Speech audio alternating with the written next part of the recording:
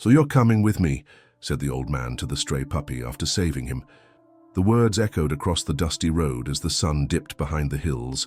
The animal trembled, its fur tangled with mud and fear, while the man's weathered hand reached out, slow, steady, like someone who'd lost too much already. No one else had stopped that day. Wagons had passed, riders had looked away, but he didn't. Something in those frightened eyes pulled him back from the edge of his own silence. What made an old drifter risk everything for a creature no one wanted? What secret was he trying to bury in the open plains? And what truth would the puppy uncover beside him when kindness became their only shield against the cold? The wind swept across the open prairie, carrying with it the sharp scent of rain and the distant clang of metal from the abandoned rail tracks. The old man moved slowly, his coat heavy with dust and years. Few people remembered his name, and he liked it that way. Out here, a man could disappear as easily as a shadow at sundown. He'd come to this stretch of road to forget the war, the family he'd failed, and the home that no longer waited for him. Then he saw it, a small bundle of motion by the ditch. At first, he thought it was a rag, then it whimpered. The sound froze him in place, soft, desperate, the kind of cry you hear once and never forget. He knelt down, his knees grinding against the gravel. The puppy was barely alive, ribs showing through matted fur, one paw twisted at an angle that made him wince. There were tracks nearby, cartwheels, boot prints, and the unmistakable impression of a horse that had bolted. Whatever happened here, someone had left this creature to die. "Easy now," he whispered, lowering a hand. The pup flinched but didn't run. "Easy," he said again, quieter this time. The animal's trembling slowed. When the man finally lifted it into his arms, he felt the faint heartbeat thudding against his palm. Weak, but stubborn, just like his own. He wrapped it in his scarf, the only piece of warmth he had left. As he straightened, lightning flashed far off in the distance. Storm coming. The kind that stripped trees bare and reminded every living soul that the land didn't care about the fragile things trying to survive upon it. He turned toward the hills, where a lonely cabin waited, half collapsed, half forgotten. "You're coming with me," he muttered again, as if convincing himself, and though the words were meant for the pup, they sounded like a promise he'd made to life itself, to try, just one more time. But what neither of them knew was that saving the dog that day would drag the old man back into a past he thought he'd buried forever. The rain started before he reached the foothills, a thin drizzle at first, whispering against the brim of his hat, then heavier, cold, relentless, the kind that sank into your bones and made even the earth seem tired. The old man hunched forward, clutching his coat tighter around the small bundle in his arms. Inside, the puppy shivered, letting out a faint whimper that sliced through the sound of the storm. "Easy now," the man muttered, his breath forming small clouds in the darkening air. "A little farther, and we'll both be dry." The path curved uphill toward a cabin half swallowed by pines. The man had built it long ago, before loneliness settled into his life like dust in old wood. Back then there'd been laughter, his wife's soft voice, the light tread of his son racing through the doorway. But those echoes had faded, replaced by silence and creaking boards. Tonight, that silence would be broken again, not by a boy's laughter, but by the ragged breath of a half-dead pup. Inside, he set the animal gently on a wool blanket near the stove. The puppy's fur was soaked, every rib visible beneath the thin skin. One paw bent wrong, the joint swollen and red. The man crouched down, sighing at the sight. "You've been through hell, haven't you?" The dog's only answer was a soft whine. He poured water into a tin bowl, then rummaged through a cabinet for something edible. Dried meat, a heel of bread, anything. The scraps he found weren't much, but the pup sniffed at them, then licked tentatively. A flicker of determination, life refusing to quit. That the old man respected. He fed the fire, then sat beside it, stretching out his stiff legs. For the first time in months, he wasn't alone.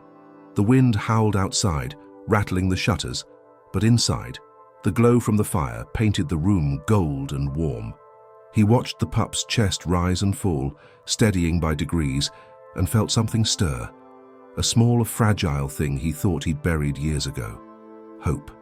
"Don't get used to it," he murmured. "Come morning, you'll have to learn how to walk again. I ain't raising a soft one." The puppy stirred, blinking at him with cloudy, uncertain eyes. "Yeah, that's right," the man said, a ghost of a smile tugging at his mouth. "You listen better than most folks." He leaned back, staring at the fire. Each crackle pulled memories from places he didn't want to go. The battlefield smoke, the last letter from home, the sound of his boy's boots the day he left and never came back. The puppy shifted closer, resting its muzzle against his boot, and for reasons he couldn't name, the man didn't move it away. Outside, thunder rolled. The storm was getting closer, heavier. Through the window, flashes of lightning illuminated the hills, and with each burst, the man noticed something strange. Shadows, moving. Too large to be deer, too fluid to be men. Wolves, maybe, following the scent of weakness, drawn by the same instinct that had led him to that ditch hours ago. He stood, hand instinctively reaching for the old rifle propped by the door. He hadn't fired it in years, not since he swore to leave violence behind. Still, habit guided his movements. He checked the chamber, loaded 2 cartridges, and listened. Only the wind answered, until the faint crunch of snow under paws echoed through the night. The puppy whimpered, curling tighter into the blanket. "It's all right," he whispered. "They won't get in." But the look in his eyes betrayed him. He wasn't so sure. For a long minute, he stood motionless, rifle aimed at the door. The storm screamed outside, the hinges moaned, and the wolves' cries rose and fell like a ghostly chorus. He'd always believed a man's past eventually found him. Maybe this was his time. Maybe fate had finally sent something he couldn't outshoot. Then the noise stopped. Just the rain, just the fire, silence. The man lowered the rifle, listening harder. Nothing. He exhaled, slow and deliberate, letting the tension bleed away. When he turned back toward the stove, the puppy was staring at him, ears twitching, head tilted, as if sensing the battle he'd fought inside himself. "Guess it's you and me now," he muttered. "Let's see if we can make it till morning." He knelt again, adjusting the blanket around the trembling pup. The firelight softened the lines in his face, revealing not just exhaustion, but the flicker of something gentler. Redemption in its earliest form. Outside, another rumble of thunder rolled across the valley, closer this time. Somewhere beyond the trees, the wolves howled again, long, low, and mournful. The man looked toward the door and felt that familiar chill crawl up his spine. He thought the danger had passed. He was wrong. By dawn, the storm had passed, but the world it left behind felt heavier. The man stepped outside to the crunch of wet snow under his boots, his breath misting in the icy morning air. The mountains stood silent, capped in white, and smoke drifted lazily from the chimney of his cabin. For a moment, the quiet almost seemed peaceful, until he spotted them. Tracks, fresh ones, not the narrow prints of wolves this time, but boot marks. 2 sets, maybe 3, leading up the ridge and circling back toward the creek. He frowned. Nobody came this far north unless they were lost or looking for something. Inside, the puppy stirred as if sensing his unease. It managed to limp toward the door, tail twitching weakly. The man knelt beside it, tracing a finger over its small scarred paw. "Stay put," he said softly. "You've done enough walking for a lifetime."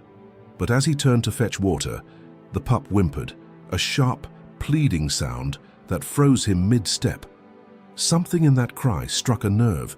He'd heard it once before, years ago, the night his own child was taken by fever while he stood powerless by the bedside. It was the sound of life begging not to be left behind. He swallowed hard and pushed the memory away. When he looked again, the prints outside were already fading under new snow. Whoever had been here moved fast, too fast. He tightened his coat and shouldered the rifle. Down by the creek, mist clung low over the ground. The current ran thin and glassy, the kind of water that carried whispers instead of sound. He crouched near the edge, studying the prints. Heavy-soled boots, angled inward. Military issue, maybe. Men who didn't belong here. And then he saw it, a small scrap of canvas snagged on a bush marked with faded letters. U.S. Govate, Wildlife Division. His pulse quickened. Rangers, or worse, contracted trappers under federal pay. They'd been combing the region for weeks, rounding up strays and predators alike under a new policy. He'd heard rumors. Too many wolves, too many diseased animals putting livestock at risk. The orders were simple. Clear them out, no questions asked. The man's jaw clenched. He looked back toward the cabin, where the tiny shape of the puppy waited in the doorway, framed by the pale morning light. It didn't take much imagination to realize what would happen if those men found it. He rose, wiping his hands on his coat. "So that's why you were left to die," he muttered. "They weren't after you. They were after the ones that looked like you." The sound of distant voices snapped him from his thoughts. Two men, laughing low, the metallic click of a rifle echoing between the trees. He moved instinctively, ducking behind a boulder. Through the mist, he caught a glimpse of uniforms and a dog cart behind them, iron cages rattling in rhythm with their stride. "Check the ridge again," one of them said. "Tracks lead up that way." Could be the old man folks talked about. His heart sank. They were hunting both. Back at the cabin, the puppy had dragged itself closer to the window, nose pressed to the frosted glass. When the man burst through the door, it flinched, startled. He moved quickly, gathering what little he owned, blanket, rope, tin of jerky. "They're coming," he whispered. "We've got to go." He knelt, sliding the puppy into a satchel lined with the scarf he'd used the night before. The animal whined softly, but didn't resist. It trusted him now. That trust felt heavier than the rifle on his back. Outside, the wind picked up again, carrying the sound of boots on gravel. The man slipped out the rear door, cutting through the pines toward the old trail that led to the canyon. He knew the terrain better than any map could show, but his legs ached, and every branch he brushed seemed to shout his location to the world. Behind him, a shout rang out. Thresh by the ridge. He broke into a run. Snow sprayed underfoot, branches clawed at his coat, and his breath came in ragged bursts. The satchel bounced against his side, each movement earning a faint whimper from within. He couldn't think about that now, only distance, only survival. He reached the canyon's edge just as the first bullet struck the rock beside him. The sound was deafening, splinters of stone cutting his cheek. He stumbled, nearly falling, but caught himself on a dead tree root. The men were closing in fast. For a moment, he thought about surrender, about handing over the dog and walking away. It wasn't his fight, not anymore. He was tired, worn, and the law had long since stopped caring about what was right. Then the puppy cried again.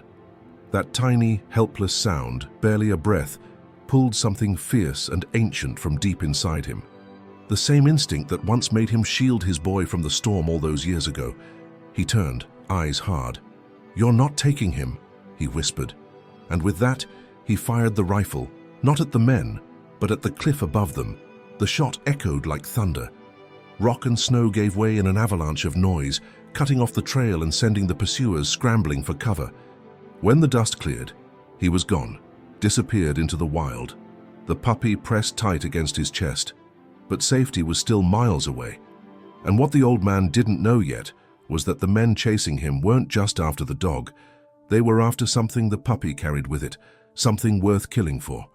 The sky had turned the color of bruised steel by the time the old man reached the canyon's far edge. His lungs burned, every breath cutting like glass. Below him, the valley stretched wide and empty, a mosaic of snow, stone, and silence. No sign of pursuit yet, but he knew better than to trust quiet. Quiet was when the land listened. He found shelter beneath an outcropping of rock, half hidden by hanging roots and frost-slick moss. The puppy stirred as he set the satchel down, poking its small head through the flap. Its eyes, pale amber in the dim light, blinked up at him, exhausted, curious, unbroken. "You've got more grit than I thought," he murmured. "Maybe more than me." He tore a strip of cloth from his sleeve and wrapped the puppy's injured paw again, tighter this time. The bleeding had stopped, but the swelling looked worse. As he worked, something small clinked against the ground, a metal tag, rusted, half buried in the pup's fur, tied to a thin strip of leather. The man froze. He turned it over in his palm. The engraving was faint but legible beneath the dirt. "Property of Western Recovery Division, Subject 14B." He stared at the tag for a long moment, the rain hissing softly around them. Then he understood. The rangers hadn't been after just another stray. They'd been hunting an experiment. The government had been testing new tracking methods on animals for years. Rumors whispered in saloons, mentioned in letters that never reached the newspapers. Collars that carried more than tags. Experiments meant to protect the frontier by turning its creatures into tools. He'd dismissed it all as gossip, until now. He held the tag up to the light again. Tiny holes rimmed its edge, too neat for scratches. He pressed it to his ear and heard a faint hum. Not mechanical exactly, but alive, almost like the vibration of trapped lightning. The puppy whined, pawing weakly at his hand as if to make him stop. "All right," he whispered. "All right." He dropped the tag into his pocket. That's when he heard it, a low rumble echoing through the valley. Not thunder, not wind. Engines, the kind that didn't belong out here. He slung the satchel over his shoulder and crept to the ridge's edge. Down below, far across the frozen stream, headlights flickered through the trees. 3 wagons, covered and armored, crawling like insects through the brush. Men with rifles walked alongside. They were sweeping the area. Systematic, patient. He gritted his teeth. "You sure picked the right man to save her, didn't you?" The puppy tilted its head, ears pricked at his tone. "Don't look at me like that," he muttered. "I'm no hero." But his hand, trembling slightly, rested over the satchel anyway, as if to shield what little life it held. By nightfall, he'd made it to the ruins of an old mine shaft. He lit a small lantern, careful to block the light with his coat.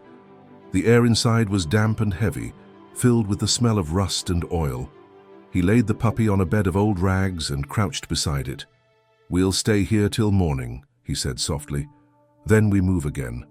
The pup yawned, pressing its nose into his hand. He almost smiled. Almost.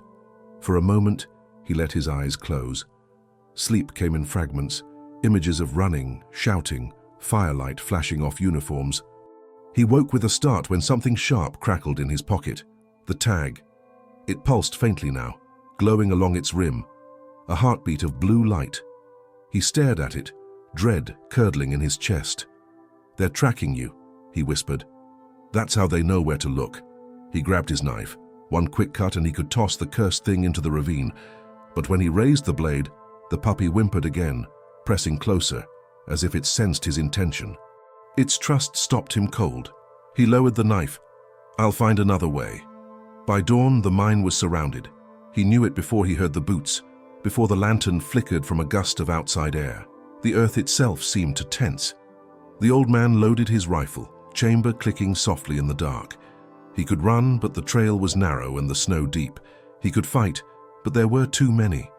Then the puppy limped toward the light spilling from the tunnel mouth and barked once, sharp, fearless. "Damn fool," he hissed, grabbing it up. But then he froze. The bark echoed off the canyon walls like a signal, and somewhere in the distance, a chorus answered. Wolves, dozens of them. For a heartbeat, he didn't move. Then the first gunshot cracked the silence. Snow exploded near his feet as he ducked back into the tunnel. The wolves' cries grew louder, closer.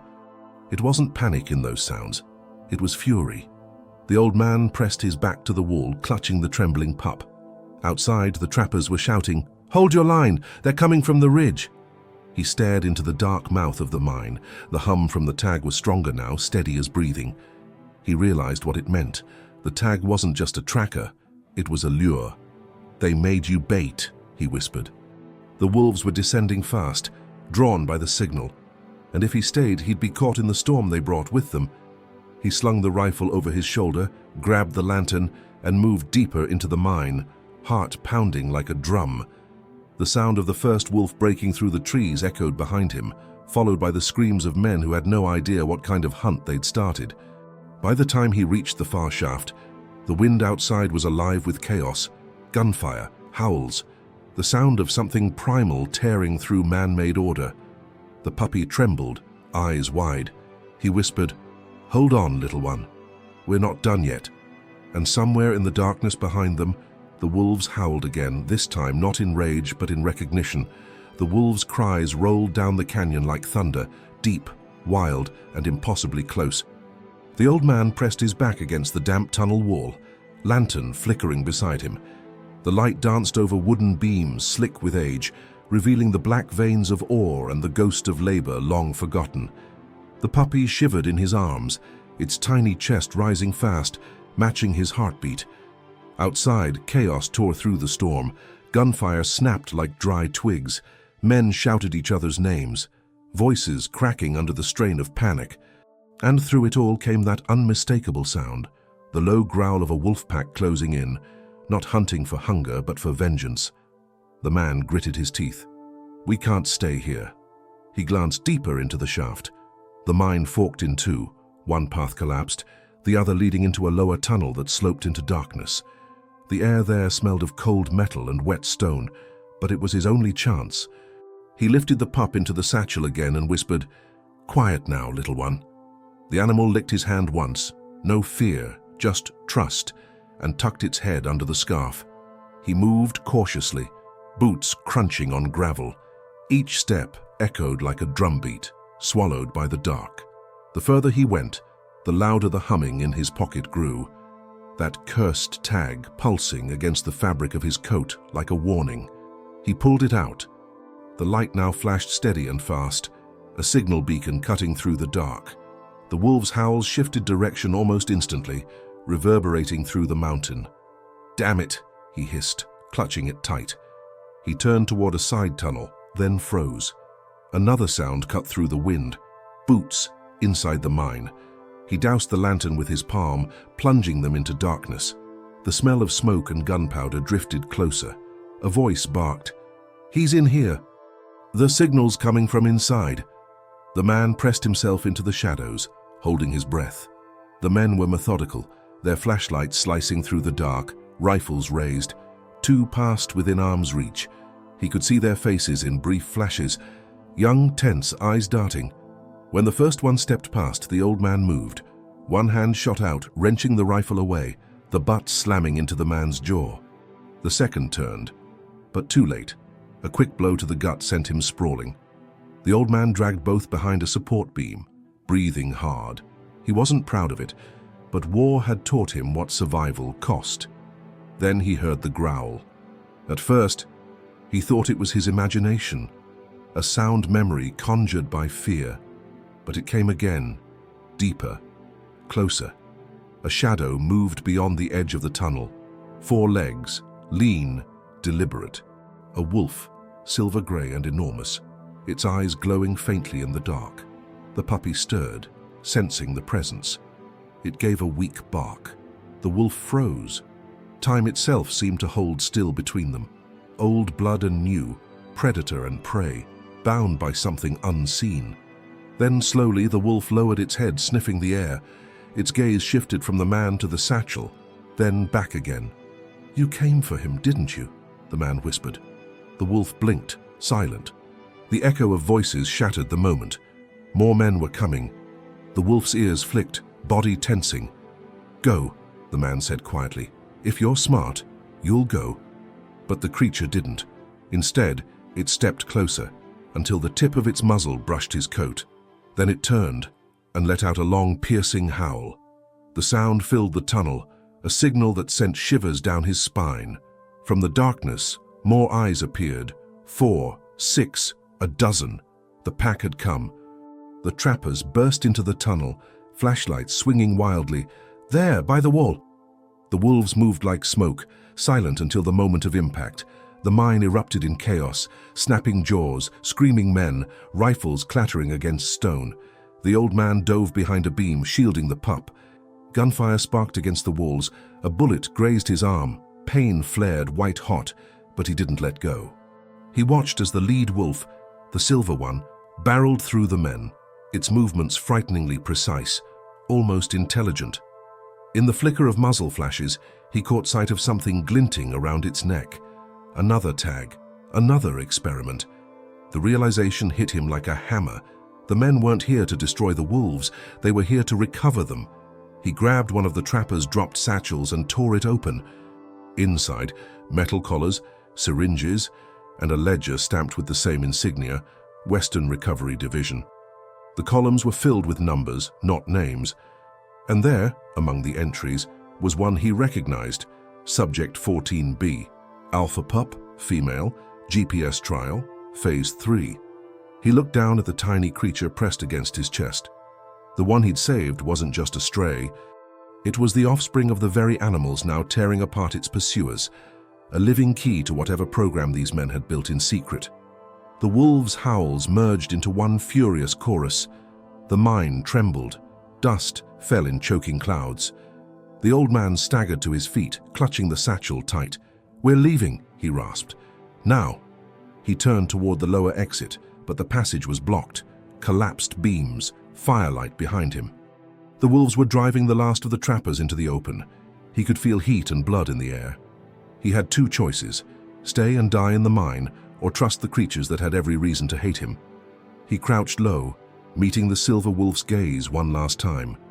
"Help me get her out," he said. "You know she's yours." For a long second, the wolf didn't move. Then, with a slow nod of its head, almost human in its understanding, it turned and padded toward a narrow crack in the rock. The old man followed, crawling through the cold, dark passage, the puppy safe in his arms. Behind them, the sounds of battle faded into echoes. When they emerged into the pale morning light, snow still fell, soft and soundless. The wolf stood on the ridge, blood streaking its fur, eyes fixed on him. It didn't attack. It simply watched. Then it lifted its head and howled once more, long, low, and mournful, before vanishing into the trees. The old man stood there, breath ragged, the pup stirring weakly in his arms. For the first time, he wasn't sure who had saved whom.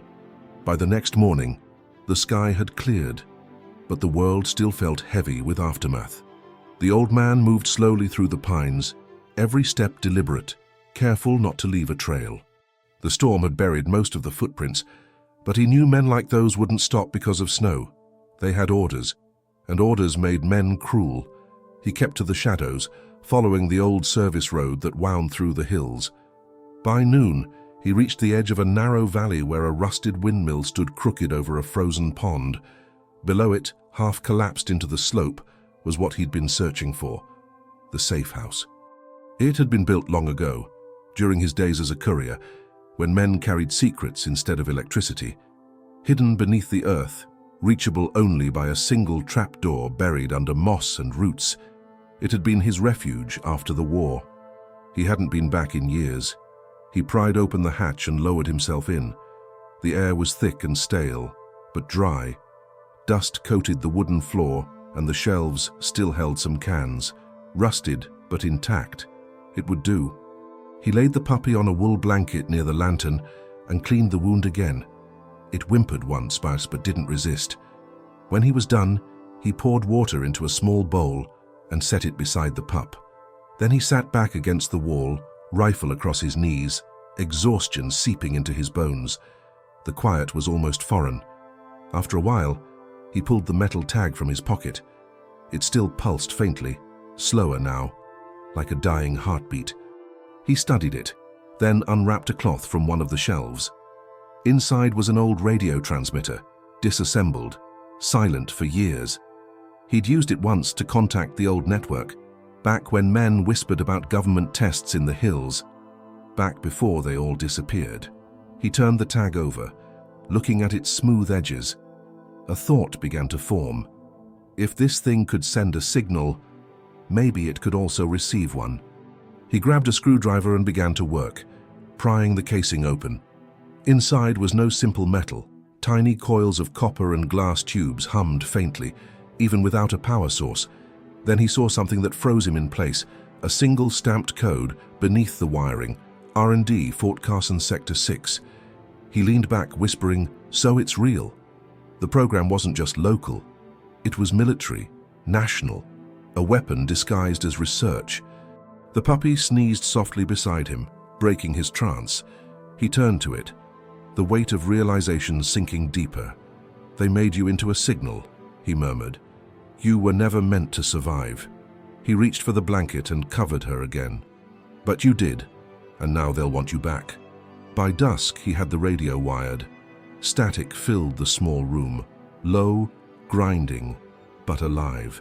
He twisted the dials slowly until a faint voice broke through the noise. "Copy that. Sector 3 in pursuit, target 14B missing. Last ping, grid 9, all units converge." The signal cut. He stared at the transmitter, heart pounding. They were still tracking her, even with the tag damaged. He pulled the plug, plunging the cabin back into silence. The puppy lifted its head, eyes half open. The firelight reflected in its amber gaze like embers caught in glass.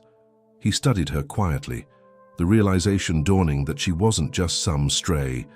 She was proof, and proof could get them both killed. He rubbed a calloused hand across his face. "I should leave you," he muttered. "Take you deeper into the woods. Let them find you, and end this." The words came out harsh, but hollow. The pup tilted its head, letting out a small, tired bark. No fear, no doubt, just a kind of quiet faith he didn't deserve. He looked away. "You don't understand what they'll do if they catch us." But she didn't stop watching him. Her gaze was steady, something between a plea and a promise. Finally, he exhaled. "All right," he said softly. "We'll do it your way. We finish what they started. We find out what they wanted from you." That night, he dreamed again of his son. The fever, the night he couldn't save him. He remembered holding that small, trembling body, promising he'd never let anything helpless die alone again. When he woke, the pup was pressed against his chest, sleeping soundly, the soft rhythm of its breath syncing with his. For the first time in years, the old man felt something close to peace and something far more dangerous. Purpose. He eased up, careful not to wake her, and stepped outside. Dawn was breaking. Across the ridge, faint trails of smoke rose where the government men had camped for the night. They were closer now, methodical in their pursuit. He studied the horizon and whispered, "You want her that bad? Then come and see what happens when a man's got nothing left to lose." Inside, the puppy stirred, the faint hum of the tag starting again, this time sharper, stronger, as though answering a call. The old man turned toward the sound, jaw tightening. It wasn't just a tracker, it was activating something. And somewhere far beyond the ridge, a new kind of howl answered, metallic, unnatural, and growing closer. The sound didn't belong to the forest. It came from the north ridge, low, mechanical, pulsing through the trees like a wounded heartbeat. The old man froze on the cabin's threshold, rifle halfway raised. The puppy whimpered, ears twitching, its body trembling in a way that had nothing to do with cold. He stepped outside into the pale dawn light. Frost cracked beneath his boots.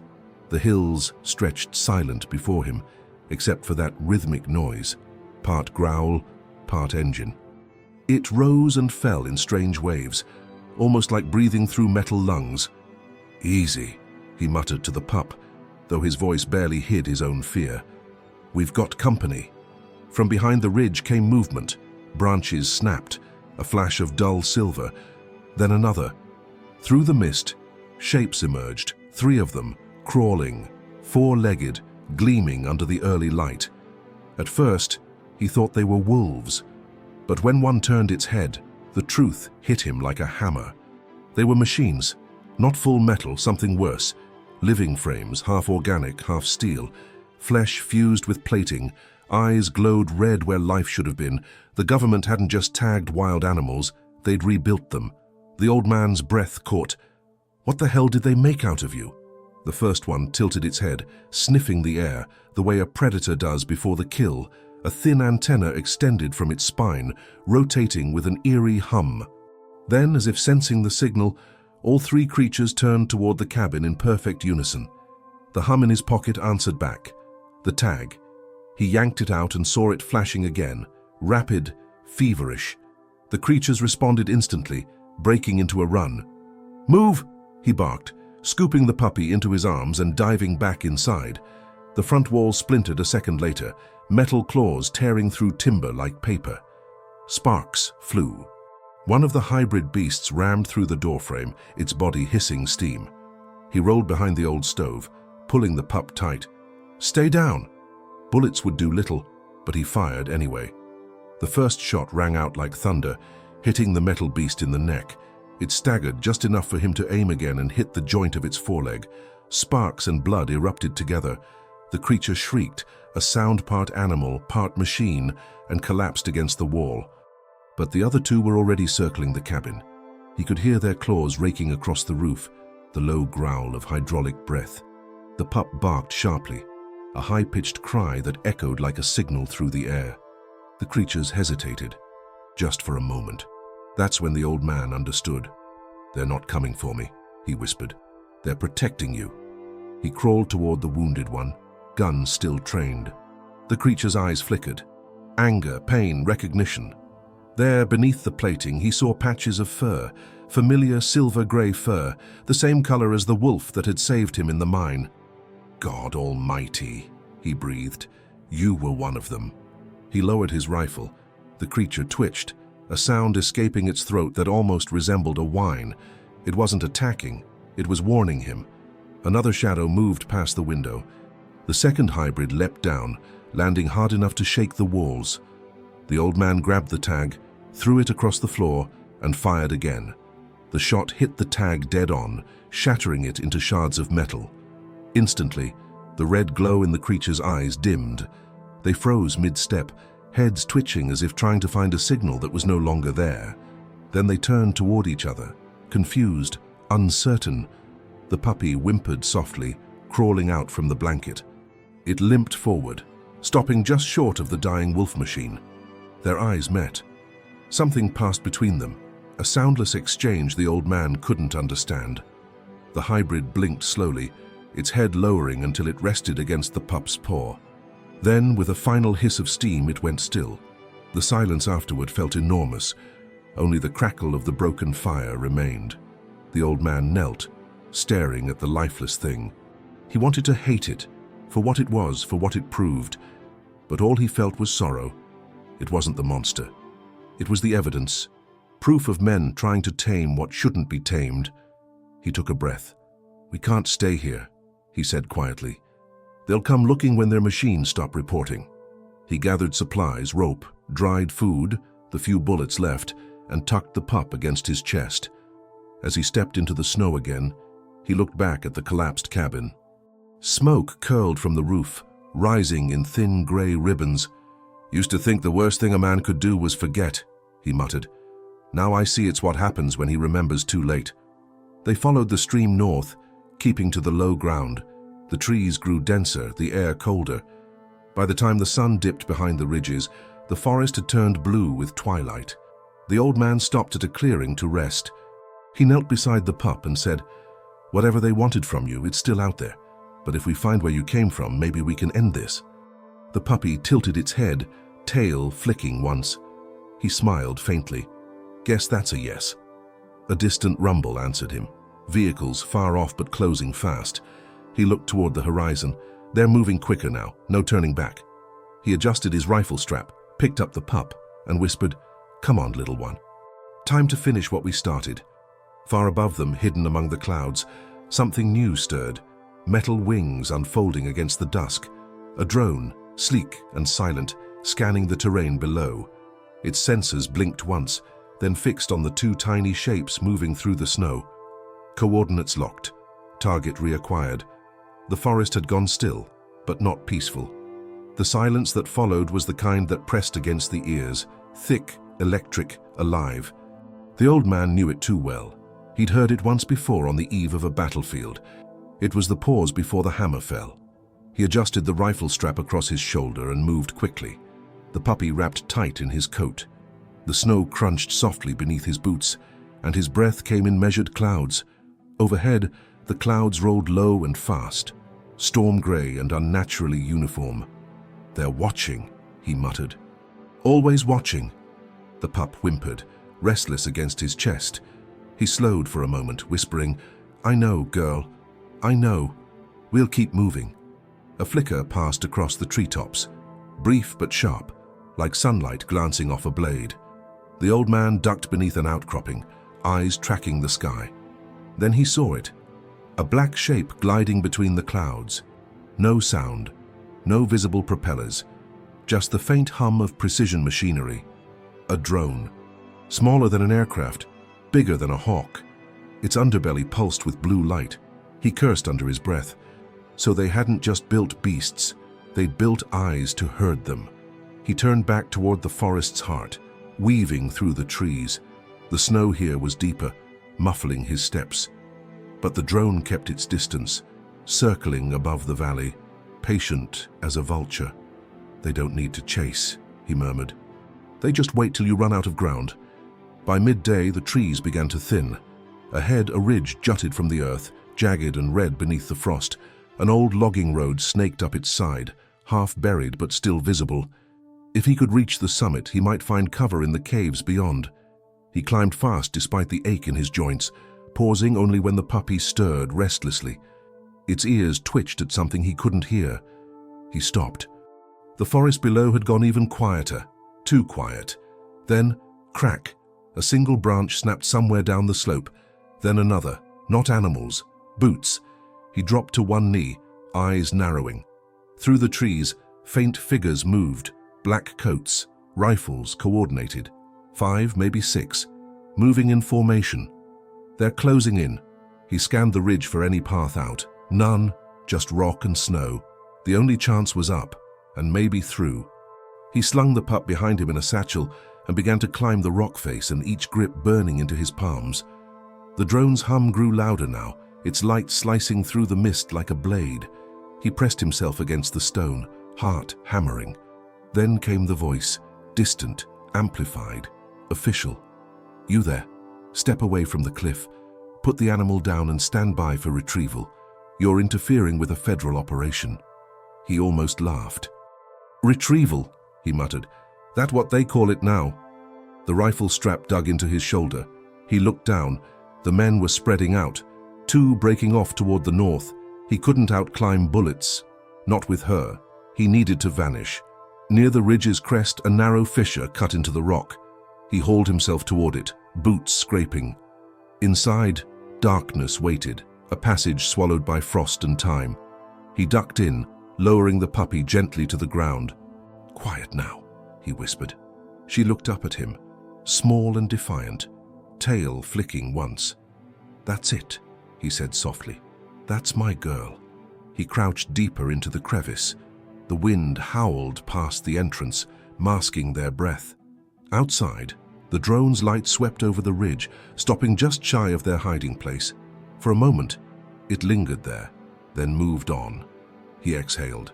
Then the radio on one of the soldiers below crackled, his voice rising faintly through the cold. "Sir, the drones have reacquired a secondary signal, reading a pulse out of Sector 12. Coordinates match the den." The den. The word made his blood run cold. They weren't chasing the pup anymore. They were going for the rest, the wild wolves in the canyon, the ones who'd saved him. He stood, eyes hardening. "That's what this is about," he muttered. "Wipe them clean. Cover the evidence." He looked down at the pup, who met his gaze with an unblinking steadiness that made her seem older than she was. He sighed. "I wasn't planning to pick another fight." But when he looked toward the forest, toward the thin column of smoke rising on the horizon, he knew what had to be done. He tightened the strap of his rifle and turned toward the slope. "They want your kind gone," he said. "Then we'll make sure they remember why they should have stayed afraid." The pup gave a soft, broken bark, as if in answer. "Yeah," he said with a grim smile. "You and me both."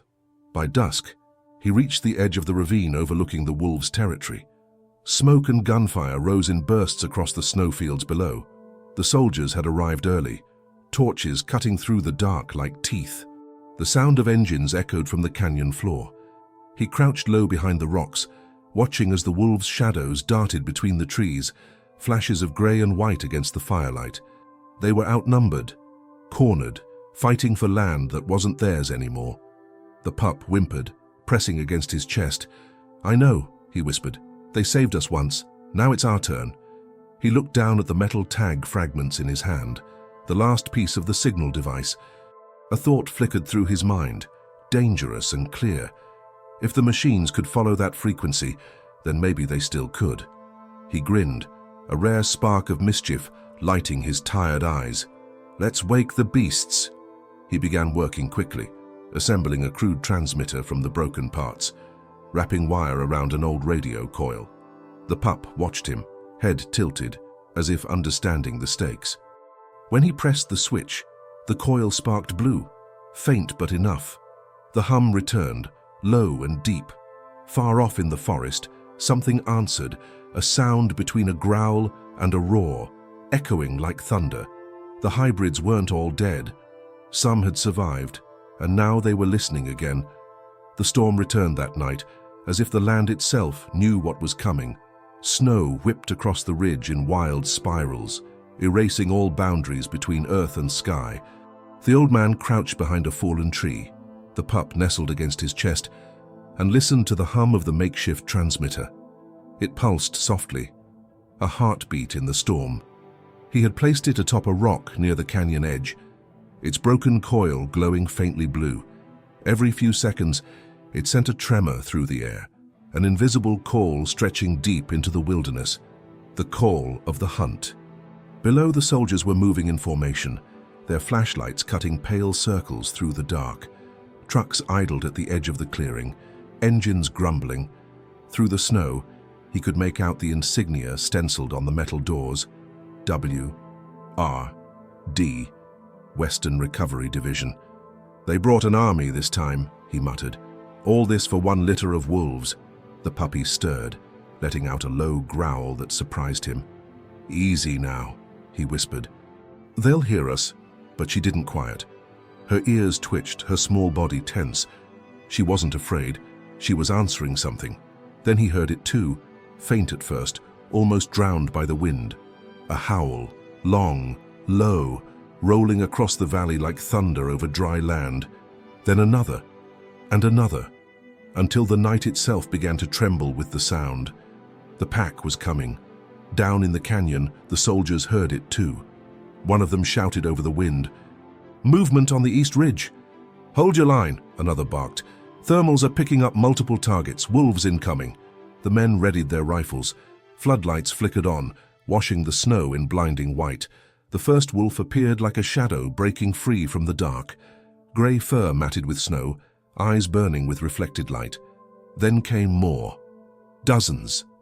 They moved as one, silent until the very last second, then burst forward with a sound that wasn't just rage, it was vengeance. Gunfire cracked. The wolves hit the line like a wave. From above, the old man watched the chaos unfold. His grip on the rifle tightened, but he didn't fire. Not yet. The soldiers were panicking, unprepared for numbers, unprepared for intelligence. These weren't mindless beasts anymore. They moved with purpose. He saw the silver wolf among them, the same one from the mine, still scarred, still magnificent. It leapt over a truck's hood, tearing through a soldier's arm before vanishing into the dark. For a moment, man and machine shared the same fury. The old man turned to the pup. "You called them," he said softly, "didn't you?" She looked up at him with those amber eyes, calm, unblinking, and gave a single bark. It wasn't fear, it was command. That's when he understood. The government hadn't been trying to control the wolves. They'd been trying to copy them, to build a perfect hierarchy where one signal ruled all. The pup wasn't a mistake. She was the key. The pure strain they could never replicate, and she had just taken control of every hybrid within earshot. The hum from the transmitter rose in pitch, vibrating through the ground. Far off in the storm, shapes began to move, bigger than wolves, heavier. The remaining biomechanical hybrids emerged from the trees, responding to the call, half living, half forged. They stepped between man and beast, glowing eyes locked on the soldiers. "What in God's name?" one of the officers gasped. The hybrids paused, uncertain, until the pup barked again. Once, sharp and clear, and then they charged. Metal and flesh collided with fire and snow. The air filled with the clash of bullets, steel and bone. Floodlights exploded in bursts of sparks. The soldiers broke formation, their shouts lost to the storm. The old man stood slowly, shouldering his rifle. "All right," he said under his breath. "Time to join the fight." He fired once, hitting a floodlight. The valley plunged into darkness. The wolves took the opportunity, surging forward. The machines moved beside them, no longer enemies but allies. The line between them vanished completely. He moved down the slope, using the smoke and snow as cover. The pup clung close to his chest, silent now, watching the battle she had summoned. When he reached the nearest truck, a wounded soldier staggered out, pistol shaking in his hand. "You don't understand," the man rasped. "They'll wipe everything, everyone, not just the wolves." The old man raised his rifle, but hesitated. "Who's they?" The soldier coughed, blood streaking his chin. "Command, Sector 6. They've got a fail-safe. One signal cleans the grid, destroys the link." His eyes flicked to the transmitter still glowing on the ridge. "That thing's calling them here. When it peaks, they'll hit it, and everything connected to it burns." The old man's stomach dropped. "Everything connected to it," he repeated. "You mean her?" The soldier nodded weakly. "Run." A brilliant flash tore the sky open, an explosion of light from above. The drone had returned, descending fast, its wings glowing red-hot as it aimed at the ridge. The failsafe. The man turned, shouting into the wind, "We have to shut it down." He sprinted uphill, snow spraying under his boots. The puppy barked, sensing the danger, squirming in his arms. Behind them, the wolves howled, some in victory, some in pain. The hybrids followed, torn between fight and retreat.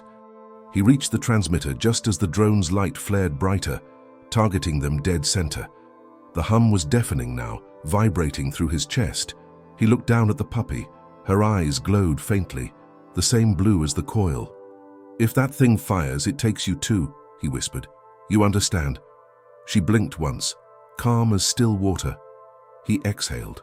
"Then I guess we ended our way." He grabbed the rifle butt and swung hard, shattering the transmitter in one blow. Sparks erupted. The blue light died.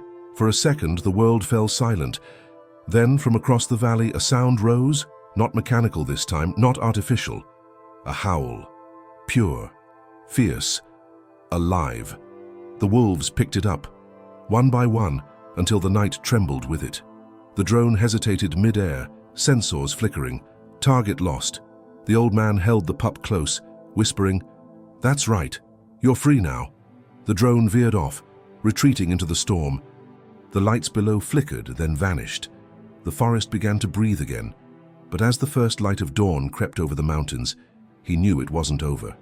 Freedom came with a price, and somewhere beyond those hills, men were already writing new orders. He looked down at the pup and who nestled against him, exhausted but alive. "Don't worry," he said softly. "We'll keep moving. They'll have to catch us first." The wind rose again, carrying the faint echo of a distant howl, a promise, not a warning. The wild had reclaimed its voice. When the storm broke, the world lay in ruins of silver and white. The snow was stained with ash where the soldiers had fallen, and the trees bent low beneath the weight of silence. The old man stood at the edge of the ridge, his coat torn, his hands raw from the climb. Below him, the valley smoldered in thin ribbons of smoke. Nothing moved except the drifting crows and the slow curl of steam from melted snow. He shifted the puppy higher against his chest. She was warm, alive, though she slept now, spent from the storm's fury. Her breathing was slow and even, her fur flecked with soot. He brushed a thumb across her head, clearing the ash.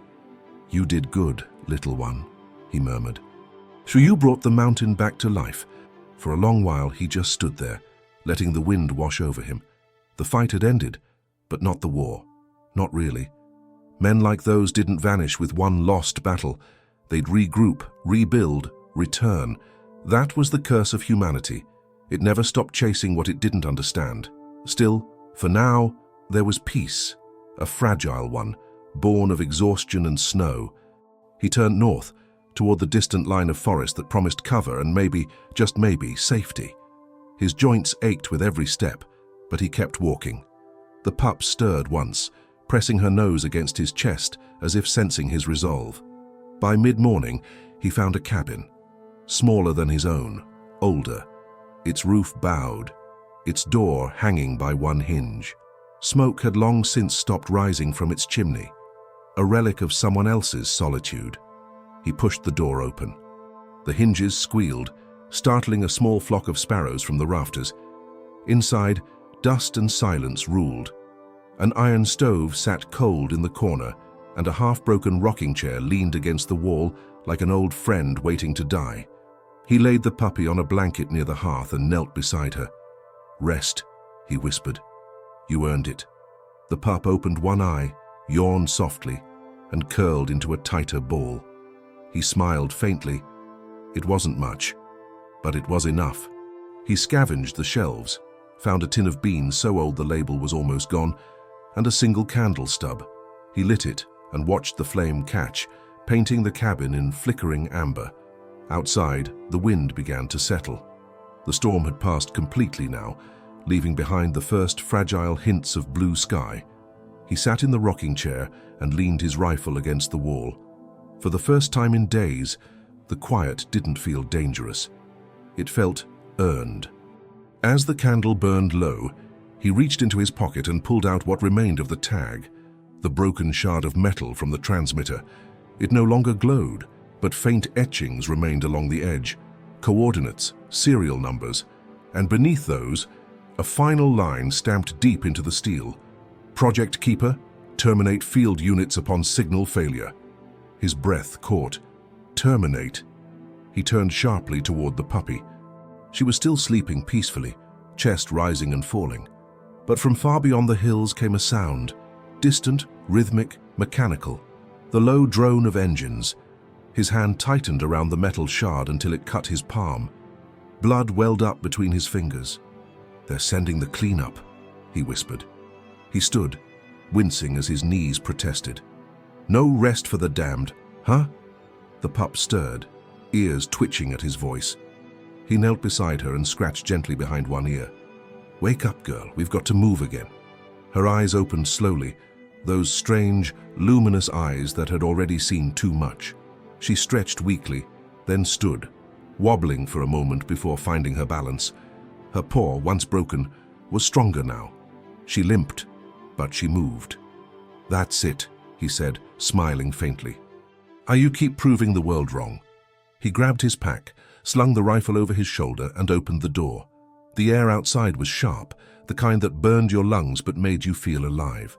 The sky had cleared completely now, revealing the pale light of a winter morning. He looked back at the cabin, at the warmth of the candle flickering inside, and felt a tug in his chest. A part of him wanted to stay, to believe in the illusion of safety, but he knew better. He stepped out into the snow. They traveled north again, following a narrow trail through the forest. The snow muffled every sound except the crunch of his boots and the soft patter of the pup beside him. Above them, ravens followed in lazy arcs, black wings flashing like warnings.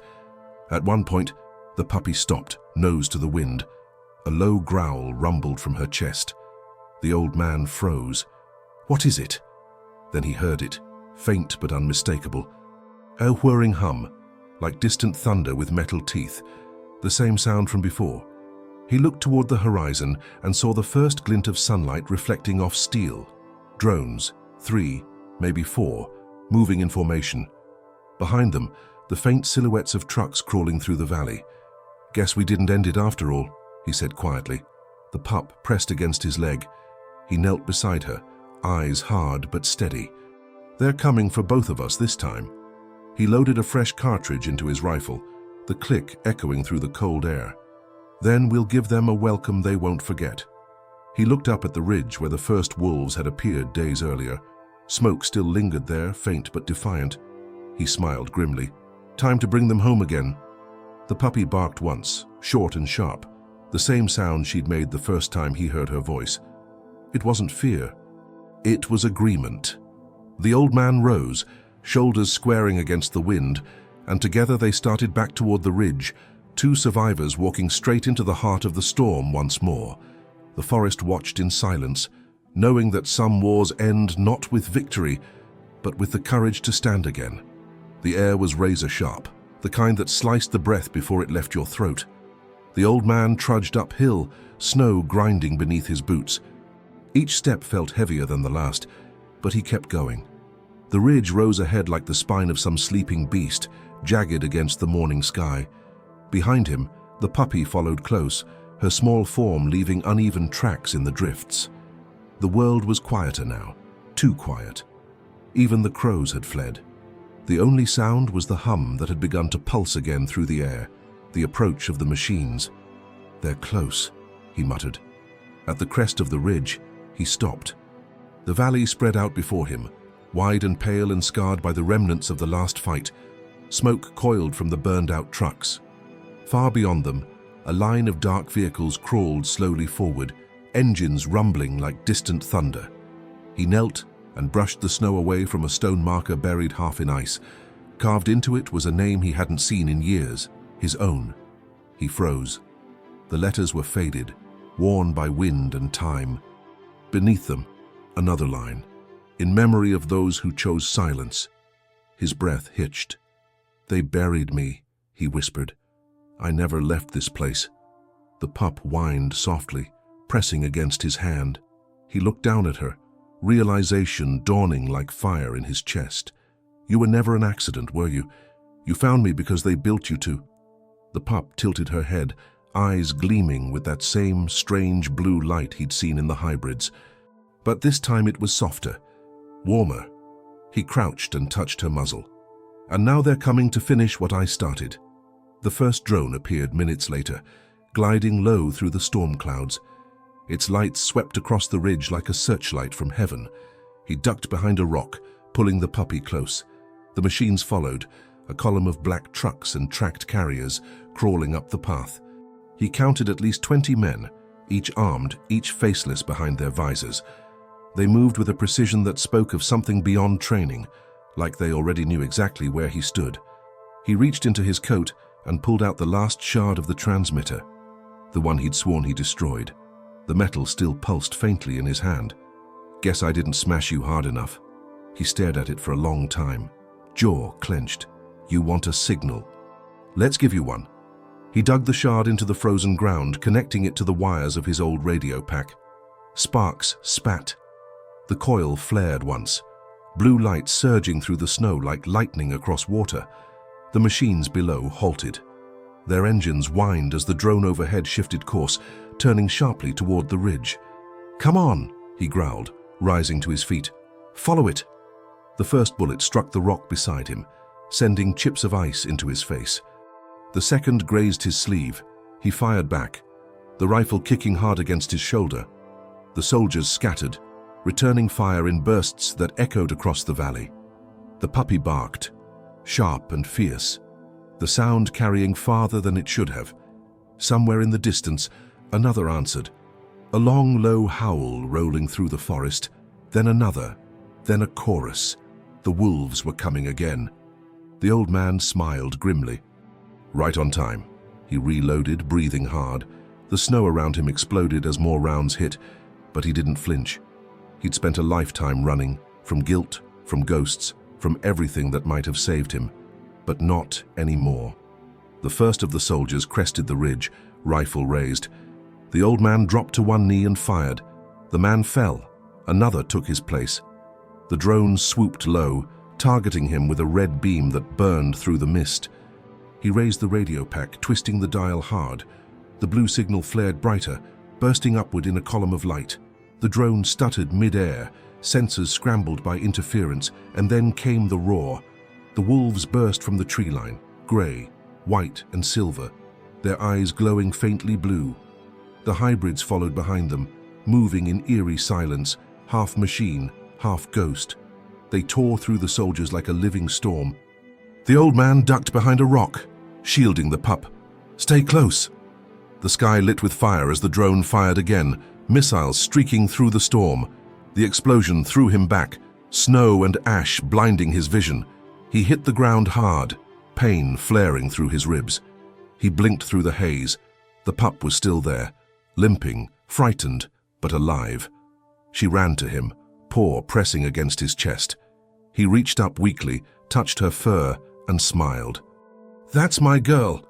Above them, the drone reoriented, locking onto their heat signature. The wolves were scattering now, driven by instinct, but the hybrids, those strange creations, stood their ground, encircling the man and the pup.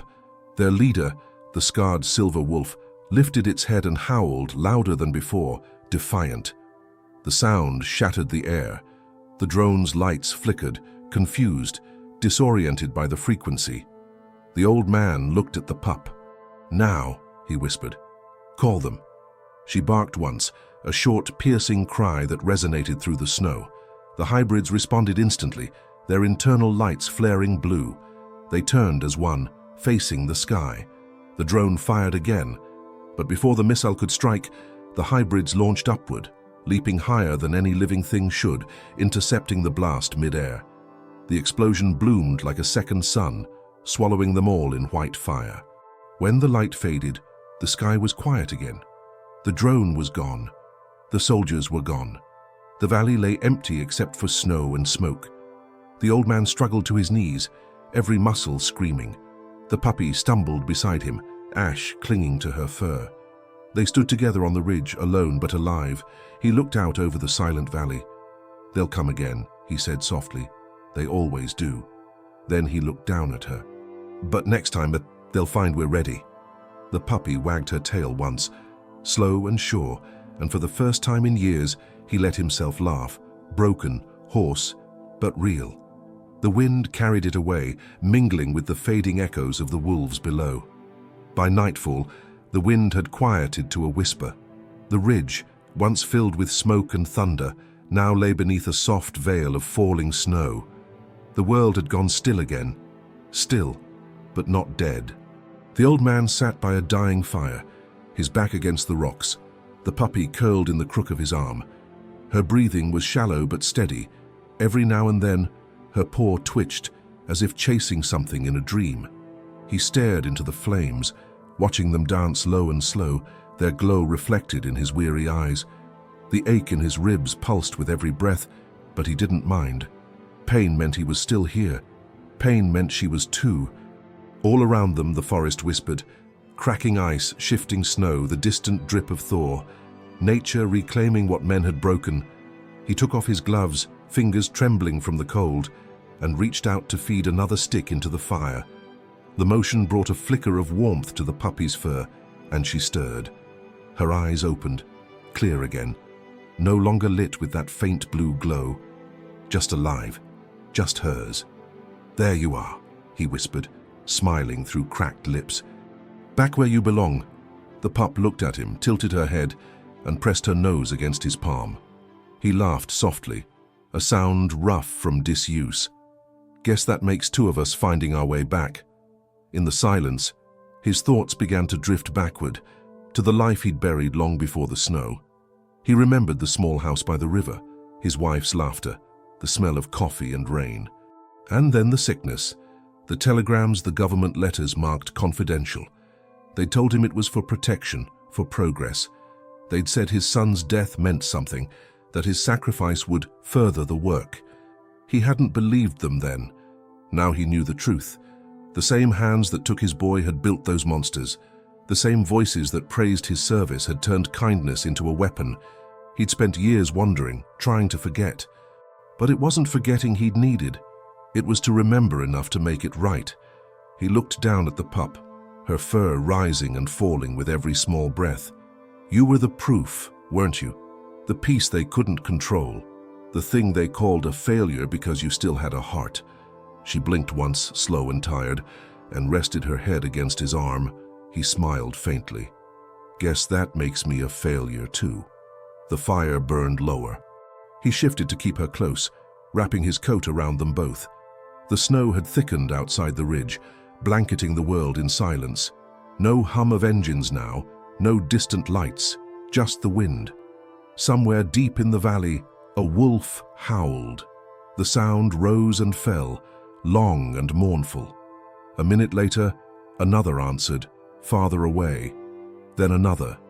Soon the whole forest was singing, a choir of wild, unbroken voices. The old man closed his eyes. "They're still out there," he murmured. "They survived." The puppy raised her head, listening. Then she howled too, a small, trembling sound, but strong enough to carry. The others answered. The echoes overlapped, rising higher until they filled the night. The man's throat tightened.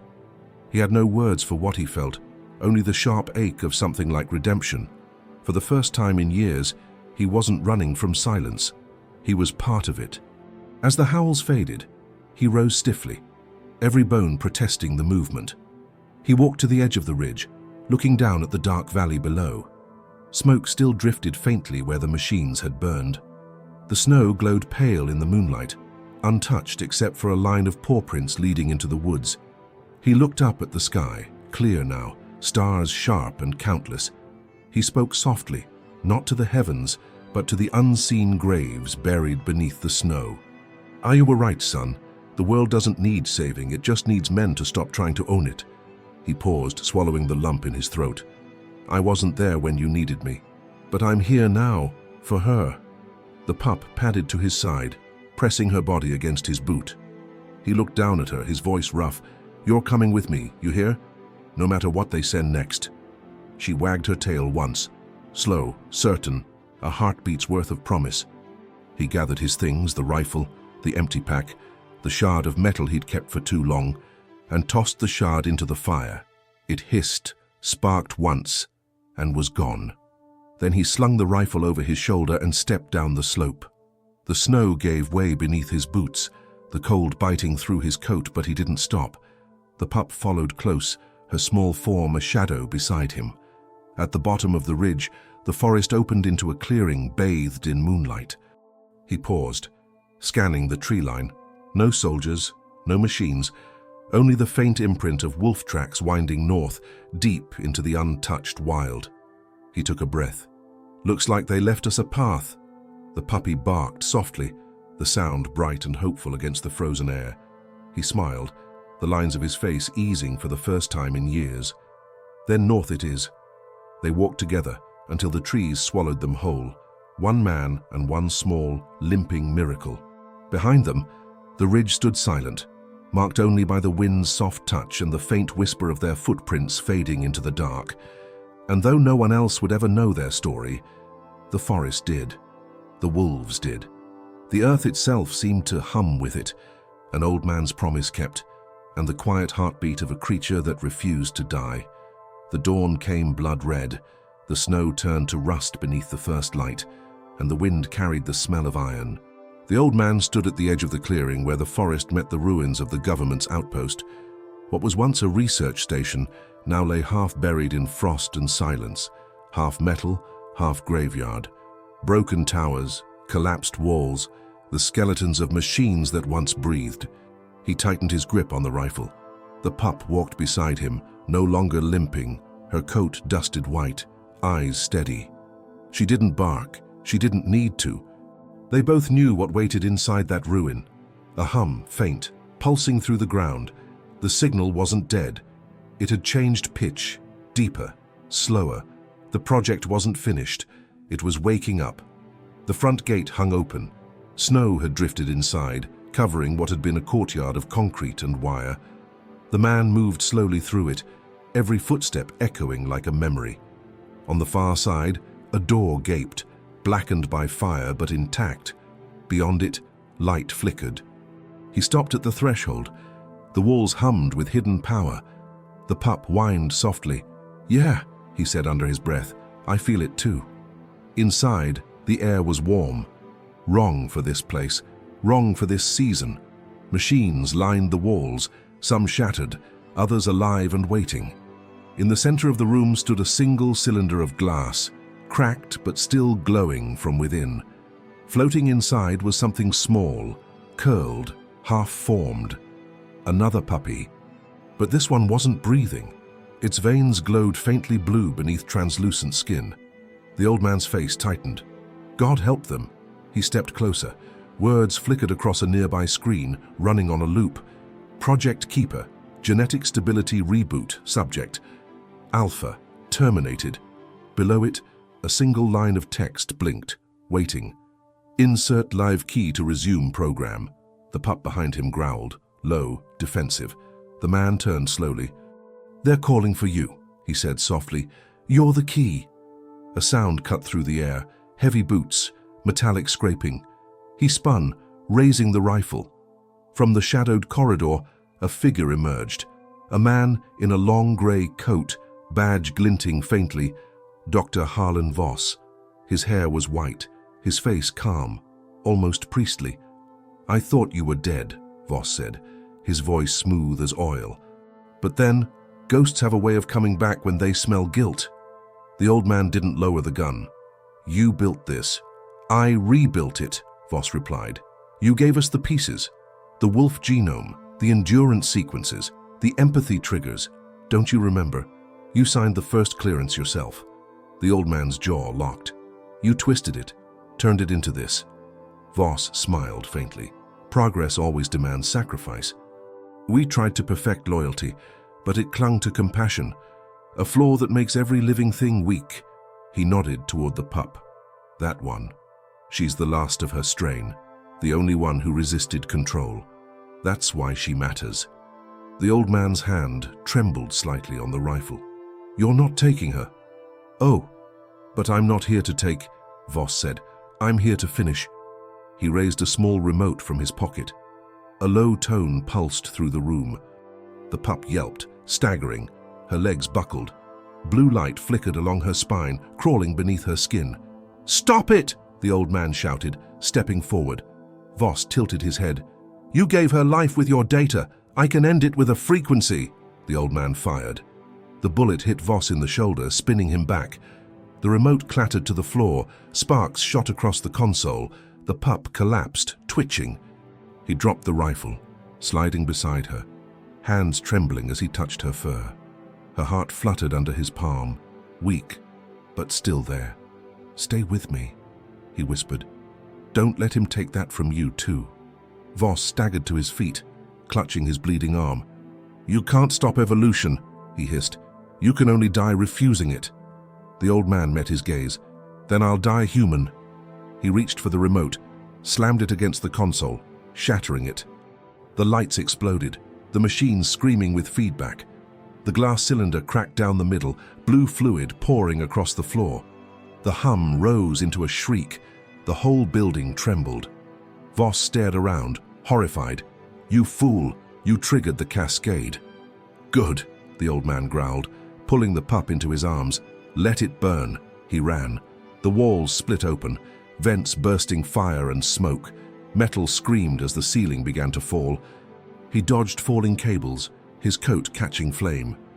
The pup pressed tight against his chest. Behind him, Voss shouted something, lost in the roar, before a beam came down and silenced him forever. The man burst through the outer door, stumbling into the open air.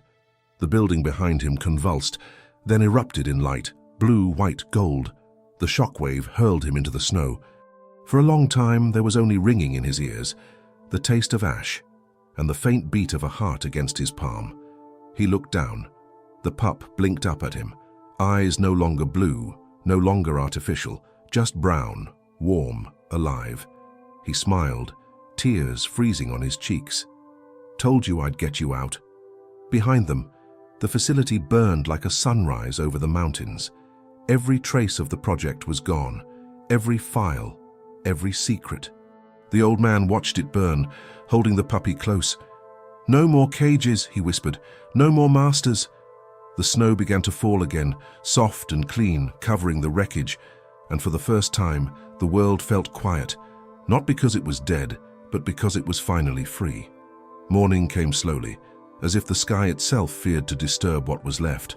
The storm had spent its fury, leaving the land washed clean. Snow glittered on the ridges like scattered glass, and smoke rose in pale ribbons from the valley where the facility had burned through the night. The old man woke beneath a tree at the edge of the clearing, his body stiff, his coat half buried in frost. For a moment, he didn't remember where he was, or that he was still alive. Then he felt it. The faint warmth pressed against his chest, the soft rise and fall of breath. The puppy. She lay curled against him, head tucked beneath his arm, tail flicking slightly with each exhale.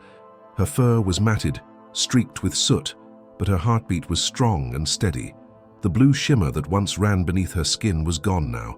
She was only flesh and bone, only alive. He smiled, weakly but true. "Guess we made it." He sat up slowly, wincing at the pull in his ribs. Around them, the forest was quiet again. No drones, no engines, no hum. Just the slow creak of branches under snow. The sky above was pale and endless, the kind of sky that didn't care what men built or destroyed beneath it. He looked toward the ruins. What remained of the compound had collapsed into itself, the fire long gone, leaving only a black scar on the earth. Steam still drifted from the cracks where ice met twisted metal. No voices, no movement. The ghosts were gone. All of them. The man rose, holding the pup carefully in his arms, and took one last look at the valley. He thought of all the things buried there, the experiments, the soldiers, Voss and his lies, and, deeper still, the part of himself he'd left to die in that place. He whispered, "Let it stay buried." Then he turned north. By midday, he found the river again, half frozen but still flowing beneath a thin layer of ice. He followed it downstream until he reached a hollow in the cliffs where an old wooden bridge crossed toward a stretch of pine forest, untouched by fire. It wasn't home, but it was shelter. He gathered wood, built a small fire, and sat beside it with the puppy nestled on his lap. She stirred as the flames grew, blinking groggily, then yawned, wide and fearless.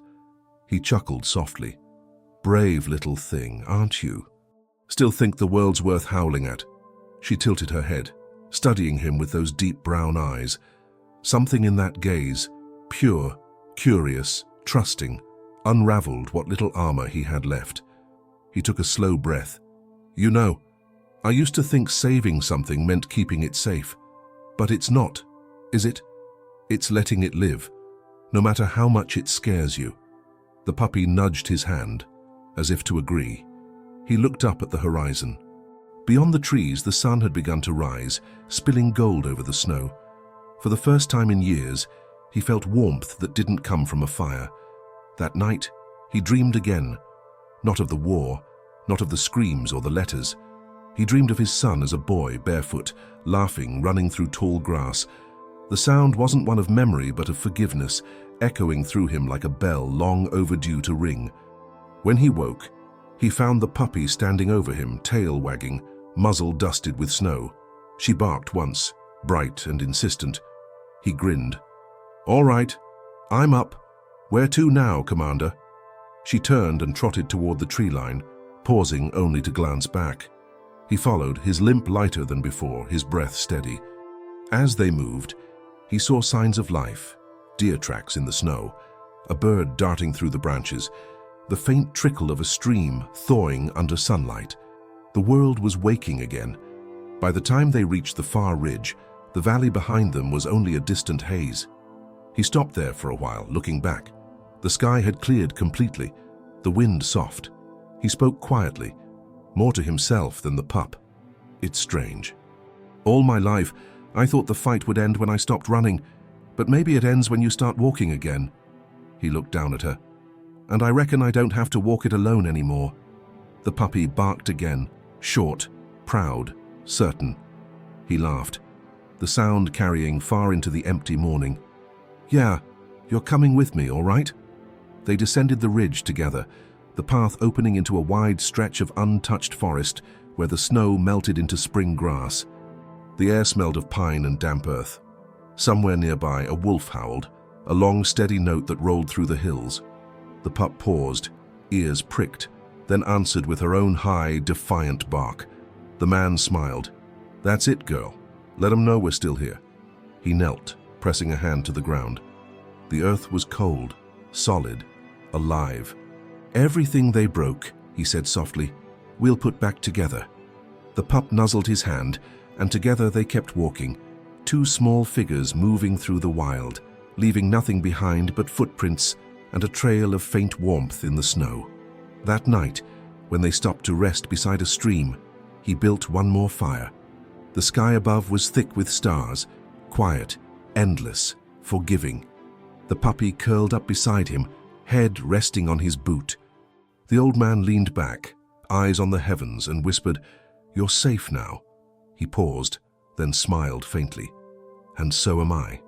The fire crackled softly, the forest breathed, and somewhere beyond the trees, the wolves sang, not in sorrow this time, but in recognition. The wild had its keepers again. Out there in the quiet places, some stories never make the papers.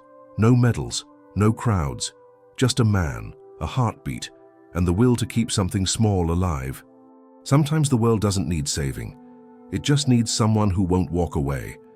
If this story touched you, if you believe in second chances, in loyalty that doesn't fade, and in the kind of love that asks for nothing back, then stay with us, subscribe, share this story, and keep following our channel for more true tales of courage, redemption, and the unbreakable bond between humans and animals.